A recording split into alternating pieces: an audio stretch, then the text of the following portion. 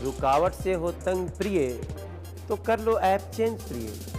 देख बिना break download तक ऐप। इस कानून से माइनॉरिटीज से क्लियर कट डिस्क्रिमिनेशन होगा। यहाँ के माइनॉरिटीज से यहाँ फिर की वही बात घूम कर आ जाती बिल्कुल है। होगा। आप डरा रहे हैं। बिल्कुल होगा। वैसे से आपको क्या परेशानी है इस क्यों? कानून से? क्या परेशानी है? मुझे परेशानी है कि रंजना ओम कश्यप का नाम एनआरसी में नहीं आया, मेरा नाम नहीं आया, आप तो बच जाएंगी। अब फिर आप वही अरे ना आपका आ रहा है ना मेरा आ रहा है। आप भी इसी मुल्क के हैं, मैं भी इसी मुल्क की हूँ। आप समझ नहीं रहे। आप भी इसी मुल्क के, मैं भी इसी मुल्क की हूँ। सीएबी और एनआरसी को आपको एक साथ देखना जरूरी है मैडम। गवर्नमेंट कह चुकी है, गवर्नमेंट कह चुकी है।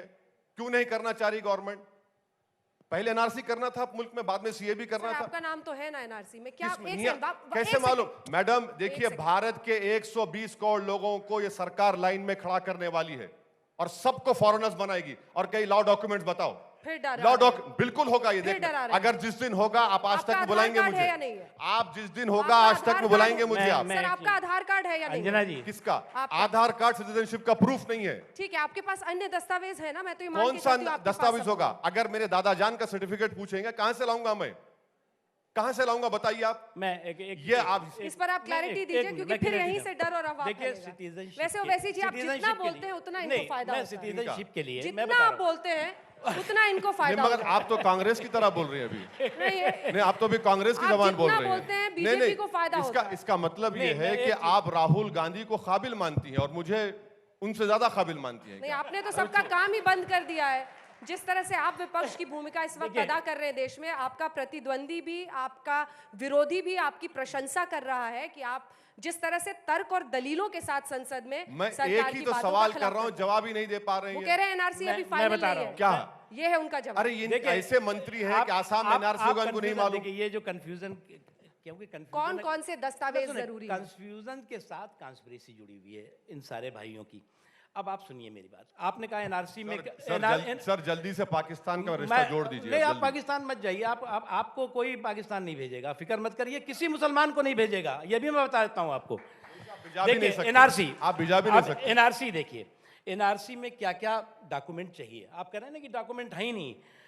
25 मार्च 1971 में इलेक्टोरल रोल में उसका होना चाहिए नाम।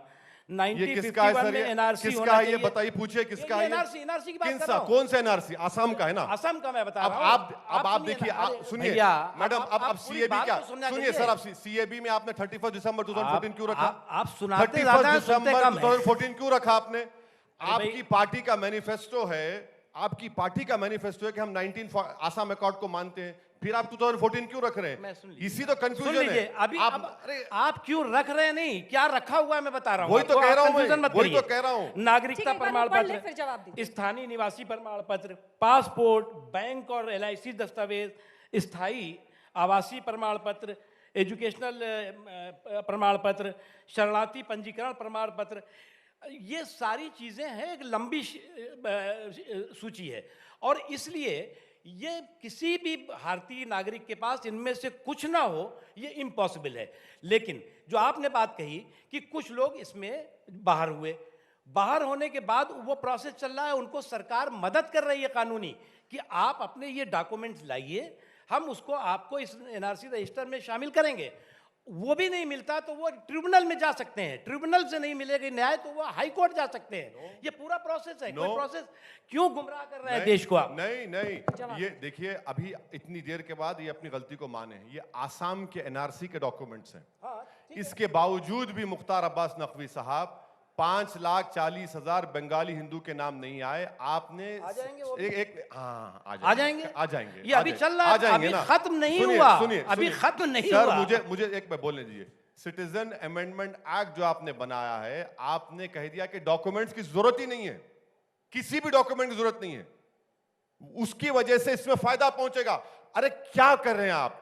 अरे देश को तो आप बांट रहे हैं। आप ये बताइए, आप तो कानून नहीं पढ़ते। आप ये बताइए, पढ़ नहीं पढ़ते। आप इतने काबिल आदमी हैं। मैं काबिल हूं इसलिए बता रहा हूं आपको, गलती बता रहा हूं आपकी। एक्ट जो है, एक्ट में डॉक्यूमेंट्स के जिक्र ही नहीं है। सिटीजनशिप एक्ट हिंदुस्तानियों के लिए है या उन देश के 3 देशों के नागरिकों के लिए है, अल्पसंख्यकों के लिए? बताइए ना आप। अरे आप तो उसको हिंदुस्तान के लोगों के साथ जोड़ के देख रहे हैं, जबकि citizenship amendment act Pakistan, Bangladesh और अफगानिस्तान के अल्पसंख्यकों के लिए, पीड़ित अल्पसंख्यकों के लिए, प्रताड़ित अल्पसंख्यकों के लिए साहब। मुख्तार साहब प्लीज समझिए, आप इतने इग्नोरेंट मत बनिए, आप डरते होंगे, मैं आपको बता रहा हूं। न डरने की जरूरत है, न डराने की जरूरत है। आप डराना कम कर दीजिए देश के लोगों को। सर मैं आप डरते होंगे मोदी से, मैं बता रहा हूं आपको सर। तो आप भी डरते हैं? नहीं सर, नहीं डरते, खुदा से डरते हैं सर, सिर्फ अल्लाह से डरते हैं सर। मोदी खुदा नहीं है सर, कोई डरने की चीज नहीं, इंसान है, आज है कल चले आएंगे। खुदा से सब डरते हैं। सर सुनिए, एक बात बताइए,